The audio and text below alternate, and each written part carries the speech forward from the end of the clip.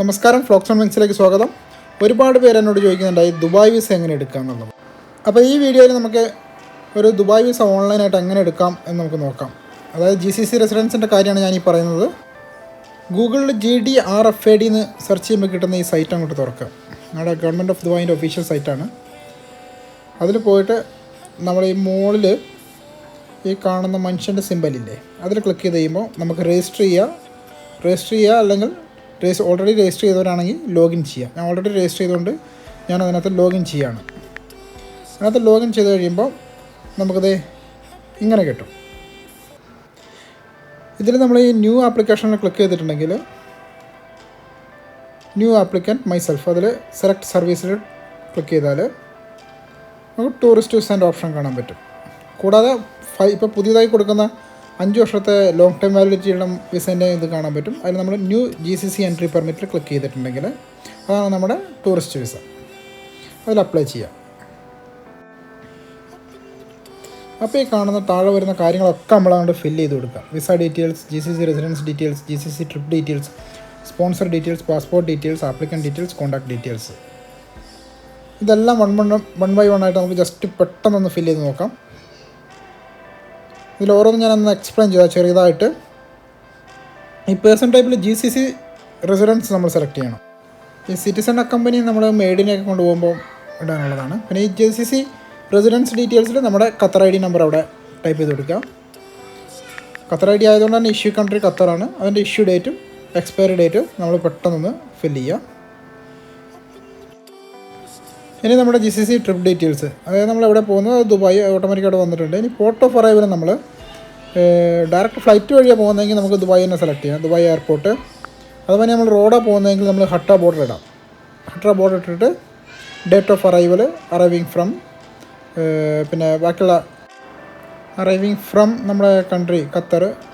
പിന്നെ booking reference number ആടെ ആവശ്യമില്ല, അത് മാൻഡറ്ററി അല്ല, അവിടെ സ്റ്റാർ മാർക്കില്ല, അതുകൊണ്ട് അത് നമുക്ക് ഒഴിവാക്കാം. അടുത്തത് GCC സ്പോൺസർ ഡീറ്റെയിൽസ് ആണ്. ഇവിടെ കൺഫ്യൂഷൻ ആവേണ്ട കാര്യമില്ല, ഇത് നമ്മുടെ ഖത്തറിൻ്റെ കാര്യമാണ് ചോദിച്ചിരിക്കുന്നത്. നമ്മൾ ആരുടെ സ്പോൺസർഷിപ്പിന് കീഴിലാണോ, അതായത് QID ഉള്ളത് തന്നെ വരണം. ഇപ്പോൾ നമ്മളൊരു GCC സിറ്റിസൻ്റെ കീഴിലാണെങ്കിൽ, അവർ ഖത്തറിൻ്റെ കീഴിലാണെങ്കിൽ GCC സിറ്റിസൺ, അല്ല നമ്മുടെ വൈഫിനും കുട്ടികൾക്കാണ് എടുക്കണമെങ്കിൽ അവർ നമ്മുടെ കീഴിലാണെങ്കിൽ GCC റെസിഡൻറ്റ്, അല്ലെങ്കിൽ നമ്മളൊരു കമ്പനിയുടെ കീഴിലാണെങ്കിൽ എസ്റ്റാബ്ലിഷ്മെൻറ്റ്. ഇതാണ് ഇവിടെ സെലക്ട് ചെയ്യേണ്ട ഓപ്ഷൻ. GCC സിറ്റിസൺ ആണെങ്കിൽ ഖത്തറിൽ നിന്ന് ഇടുക. GCC റെസിഡൻ്റ് ആണെങ്കിൽ, ഇപ്പോൾ എനിക്ക് എൻ്റെ വൈഫിന് വേണ്ടി എടുക്കാനാണെങ്കിൽ GCC റെസിഡൻ്റ് ഇട്ടിട്ട്, ഞാൻ ഇന്ത്യക്കാരനായതുകൊണ്ട് സ്പോൺസർ നാഷണാലിറ്റിയാണ് ചോദിച്ചിരിക്കുന്നത്, അവിടെ ഇന്ത്യ സെലക്ട് ചെയ്യുക. ഇനി ഞാനൊരു കമ്പനിയുടെ കീഴിലാണെങ്കിൽ ആ കമ്പനിയുടെ എസ്റ്റാബ്ലിഷ്മെൻറ്റ് സെലക്ട് ചെയ്തിട്ട് ആ കമ്പനിയുടെ പേരവിടെ ടൈപ്പ് ചെയ്താൽ മതി. അടുത്ത പാസ്പോർട്ട് ഡീറ്റെയിൽസ് ആണ്. അപ്പോൾ പാസ്പോർട്ട് സെലക്ട് ചെയ്യുക. നമ്മുടെ നോർമൽ പാസ്പോർട്ടാണ്. നോർമൽ പാസ്പോർട്ട് നമ്പർ, പിന്നെ കറണ്ട് നാഷണാലിറ്റി. ഇന്ത്യൻസ് ആണെങ്കിൽ ഇന്ത്യ, പ്രീവിയസ് നാഷണാലിറ്റി ഇന്ത്യ തന്നെ.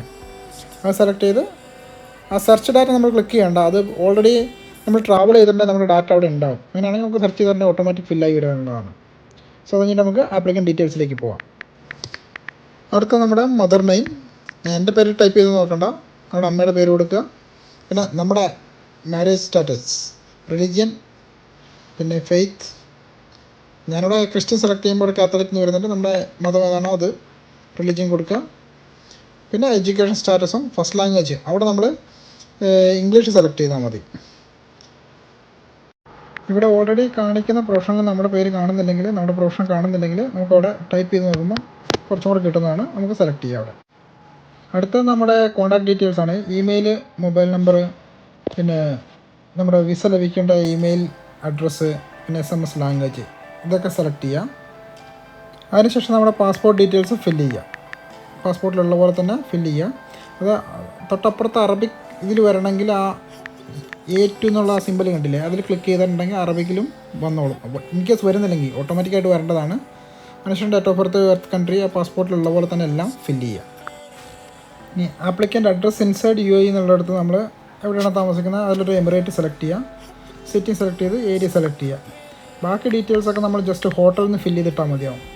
അവിടെ ഒരു പർട്ടിക്കുലർ അഡ്രസ്സോ അല്ലെങ്കിൽ ഒന്നും കൊടുക്കേണ്ട കാര്യമില്ല. ഇൻ കേസ് നിങ്ങളുടെ കയ്യിൽ അങ്ങനെ ഏതെങ്കിലും താമസിക്കുന്ന ബിൽഡിംഗ് നമ്പർ ഉണ്ടെങ്കിൽ കൊടുക്കാം, ഇല്ലെങ്കിൽ ജസ്റ്റ് ഹോട്ടലിൽ നിന്ന് ഫില്ല് ചെയ്ത് നമുക്ക് ഒഴിവാക്കാൻ പറ്റും. അടുത്തത് നമ്മുടെ ഖത്തറിലെ അഡ്രസ്സാണ്. അത് നമ്മുടെ ഖത്തറിലെ അഡ്രസ്സും മൊബൈൽ നമ്പറും സിറ്റിയൊക്കെ കൊടുക്കുക.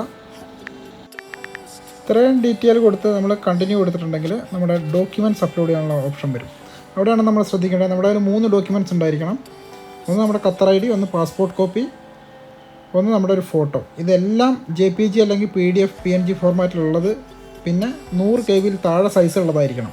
അത് മാത്രമേ അവർ അക്സെപ്റ്റ് ചെയ്യുള്ളൂ. അപ്പോൾ അത് 3 നമുക്കൊന്ന് അപ്ലോഡ് ചെയ്യാം. ഇതെങ്ങനെ നമ്മൾ പാസ്പോർട്ട് കോപ്പിയും കൂടെ അപ്ലോഡ് ചെയ്തിട്ട് ഈ താഴെ കാണുന്ന കണ്ടിന്യൂ കൊടുത്തു കഴിഞ്ഞിട്ടുണ്ടെങ്കിൽ അപ്പോൾ തന്നെ അവിടെ application is ready to pay എന്ന് പറഞ്ഞു വന്നു. അവിടെ കണ്ടിന്യൂ കൊടുത്തു കഴിഞ്ഞിട്ടുണ്ടെങ്കിൽ നമുക്കവിടെ പേയ്മെൻറ്റിനുള്ള ഓപ്ഷൻ വരും. അപ്പോൾ നോക്കാം, നമുക്ക് 252.50 AED എന്ന് പറഞ്ഞാൽ ഓൾമോസ്റ്റ് 250 ഖത്തർ റിയാൽ. അതിൽ പേ ഓപ്ഷൻ ക്ലിക്ക് ചെയ്യുക.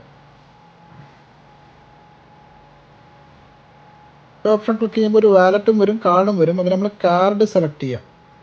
കാർഡാകുമ്പോഴത്തേക്ക് ഏകദേശം ഒരു 10 റിയാലോളം കൂടും, ഏകദേശം 260 റിയാലോളം ആവും.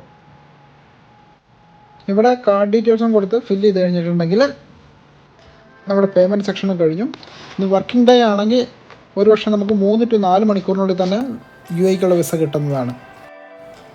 നമ്മുടെ പ്രൊഫൈലിലുള്ള ഈ ഡാഷ്ബോർഡിൽ വന്നിട്ട് നമുക്ക് നമ്മുടെ ആപ്ലിക്കേഷൻ്റെ സ്റ്റാറ്റസ് ചെക്ക് ചെയ്യാൻ പറ്റും. ഇവിടെ ഇപ്പോൾ ഞാൻ പേ ചെയ്യാത്തതുകൊണ്ട് റെഡി ടു പേ എന്നാണ് കാണിക്കുന്നത്. അല്ലെങ്കിൽ അവിടെ അപ്രൂവ്ഡ് ആണെങ്കിൽ അപ്രൂവ്ഡ് എന്ന് കാണിക്കും.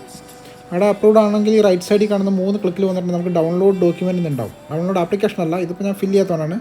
വിസ റെഡി ആണെങ്കിൽ ഡൗൺലോഡ് അപ്രൂവ്ഡ് ഡോക്യുമെൻ്റ് ആയിരിക്കും. അതായത് വിസ നമുക്ക് ഇതിൽ നിന്ന് തന്നെ ഡൗൺലോഡ് ചെയ്ത് നമുക്ക് പ്രിൻറ്റ് ചെയ്തെടുക്കാം.